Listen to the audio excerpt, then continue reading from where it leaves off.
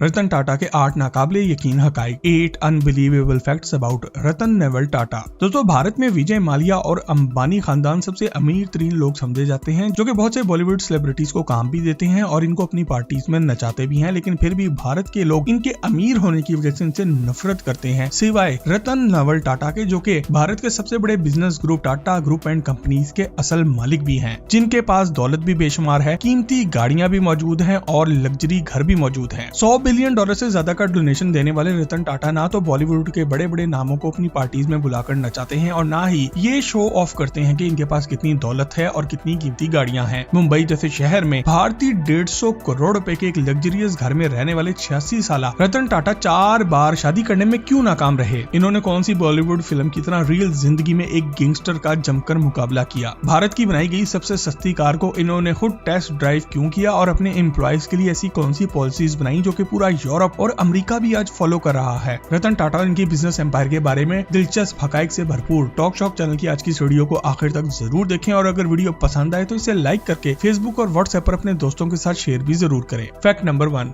He is not a Hindu. दोस्तों, अगर आपका ख्याल ये है कि रतन टाटा और इनकी फैमिली इंडिया से ताल्लुक रखती है इसलिए हिंदू होंगे तो आप 100% गलत हैं, क्योंकि ये 28 दिसंबर 1937 को मुंबई में एक पारसी खानदान में पैदा हुए। टाटा ग्रुप के बानी जमशेद जी टाटा थे, जो कि इनके ग्रेट ग्रैंड फादर थे, और जब रतन टाटा सिर्फ 10 साल के थे तो इनके वालिदैन अलग हो गए। फिर इनको इनकी नानी नवाजबाई टाटा ने पाला और तरबियत की। आपको ये बात जानकर भी हैरत का एक झटका लगेगा कि हार्वर्ड बिजनेस स्कूल ने इनको रिजेक्ट करते हुए स्कूल में एडमिशन देने से इनकार कर दिया था, लेकिन इसके बावजूद इनके इनकार ने इनको मायूस नहीं किया बल्कि इनको और ज्यादा मोटिवेट कर दिया। साल 1959 में इन्होंने न्यूयॉर्क की कॉर्नेल यूनिवर्सिटी से आर्किटेक्चर की डिग्री हासिल की, लेकिन अमेरिका में रहने के बजाय वापस अपने वतन भारत आ गए। फैक्ट नंबर 2, ही never wanted to become a businessman. दोस्तों, Tata group and Tata Sons को आसमान की बुलंदियों पर ले जाने वाला रतन टाटा कभी भी एक बिजनेसमैन नहीं बनना चाहता था, बल्कि इनका ख्वाब एक कामयाब आर्किटेक्ट बनने का था। लेकिन किस्मत को कुछ और ही मंजूर था। अपने एक फैमिली मेंबर की बीमारी की वजह से इनको अमेरिका से अचानक वापस भारत आना पड़ा और फिर ये यहीं के होके रह गए। लेकिन ये आते साथ ही किसी बड़े ओहदे के बजाय टाटा ग्रुप की एक फैक्ट्री में एक मामूली से ओहदे पर काम करने के लिए आए, लेकिन जल्दी इनको एक अहम फरीजा सौंप दिया गया और वो डूबती हुई company Nelco national radio and electronics को बचाना था। 70 की दिहाई में इनके दिमाग ने एक फैसला किया कि अब रेडियो के बजाय सैटेलाइट का जमाना आ चुका है और इसलिए इनकी कंपनी नेल्को ने सैटेलाइट बनाना शुरू कर दिया और ये कंपनी मुनाफे में जाने लगी। साल 1951 में JRD Tata group and sons की चेयरमैनशिप से स्टेप डाउन कर गए और रतन नेवल टाटा नए चेयरमैन बन गए। इनकी 21 साल चेयरमैनशिप में टाटा ग्रुप 135 से ज्यादा कंपनीज का मालिक बन गया, जबकि इस कंपनी का रेवेन्यू 40 गुना ज्यादा जबकि प्रॉफिट 50 गुना ज्यादा बढ़ गया। आज इनके बिजनेस एम्पायर की total net worth $382 billion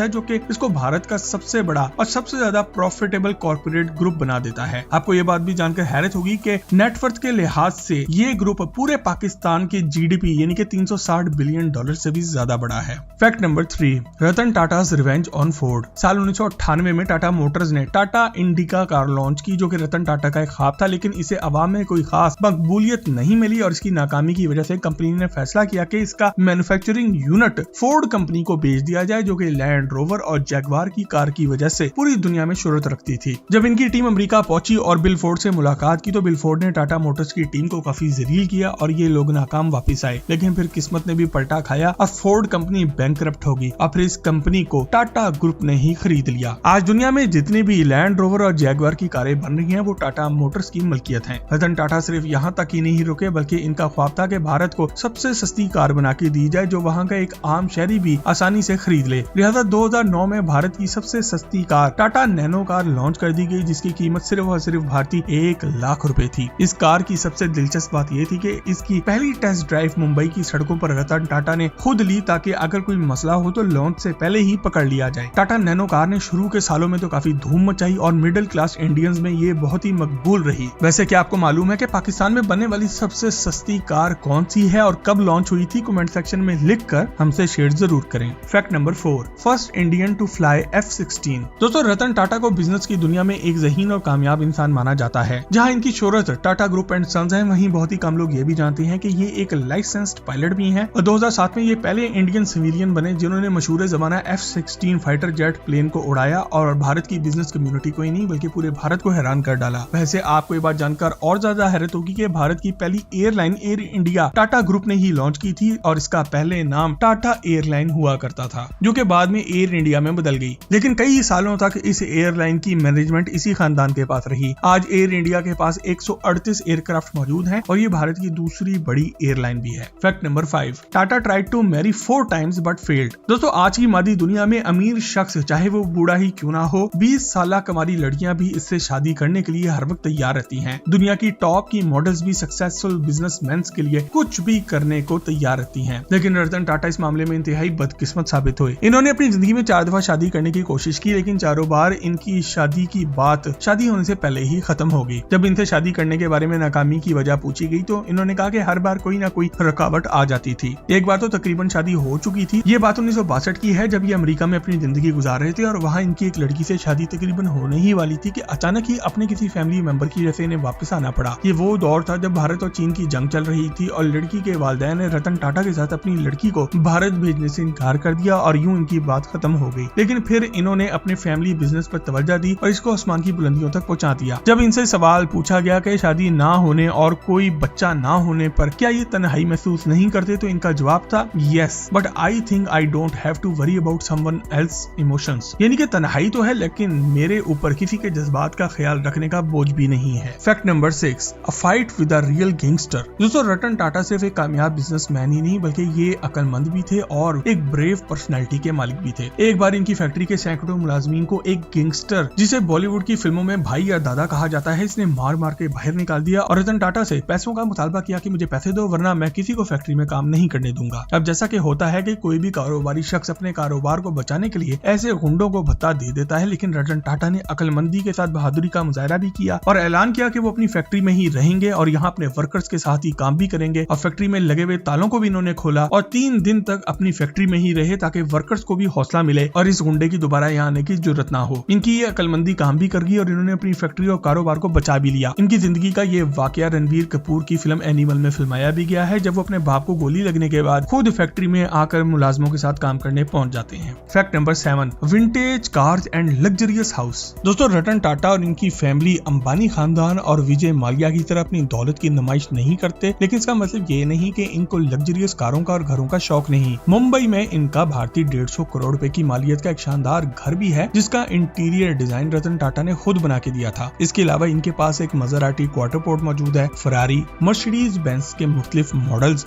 range rover, Chrysler Sebring, Jaguar, Cadillac XLR और इसके अलावा बिग सुपर 8 और बहुत सी दूसरी कीमती और लग्जरी गाड़ियां मौजूद हैं। आपको ये बात जानकर हैरत होगी कि 135 कंपनियों का मालिक होने के बावजूद और महंगा घर और कीमती कारें रखने वाले रतन टाटा का शुमार इन बिलियनियर्स में किया जाता है, जो कि अपनी जाती तौर पर दौलत को जमा करने के बजाय लोगों में तकसीम करने पर यकीन रखते हैं। इसलिए ये अब तक $100 बिलियन से ज्यादा का पैसा डोनेट कर चुके हैं, जबकि टाटा फैमिली खुद अपनी दौलत का 65% हिस्सा अब तक डोनेट कर चुकी है। Fact number 8, Europe and America follow Tatas policies. दोस्तों, टाटा ग्रुप की 135 से ज्यादा कंपनीज मौजूद हैं, जिनमें Tata consultancy services, Tata Motors, Tata power, Indian hotels, Tata steel और टाटा टेली सर्विसेज बहुत ही तेजी से ग्रो कर रही हैं और भारत के लोग लाखों की तादाद में इन कंपनीज में काम करने को तरजीह देते हैं, क्योंकि इनकी एम्प्लॉय पॉलिसीज बहुत ही बेहतरीन है, जिनको यूरोप और अमेरिका की कंपनीज भी अब फॉलो करती हैं। आपको ये बात जानकर बहुत ही हैरत होगी कि ये टाटा ग्रुप ही था जिसने साल 1908 में अपने मुलाजमीन की सहूलत और बेहतरीन कारकर्दगी के लिए पर वीक सिर्फ 40 घंटा काम करने की पॉलिसी दी थी, जिसका तस्वुर एशिया तो क्या वेस्ट में भी नहीं था। इसके अलावा प्रोविडेंट फंड,